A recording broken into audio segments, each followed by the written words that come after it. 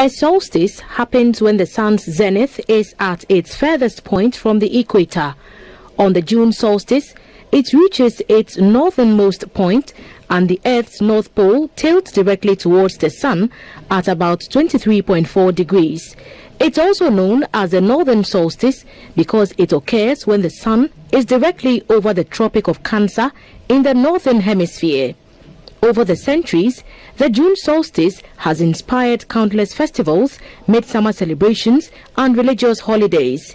In the southern hemisphere, where the June solstice is known as the shortest day of the year, it marks the first day of astronomical winter, but the middle of winter in meteorological terms. On the June solstice, the midnight sun is visible, weather permitting, throughout the night in all areas from just south of the Arctic Circle to the North Pole. On the other side of the planet, south of the Antarctic Circle, there's polar night, meaning no sunlight at all on the June solstice.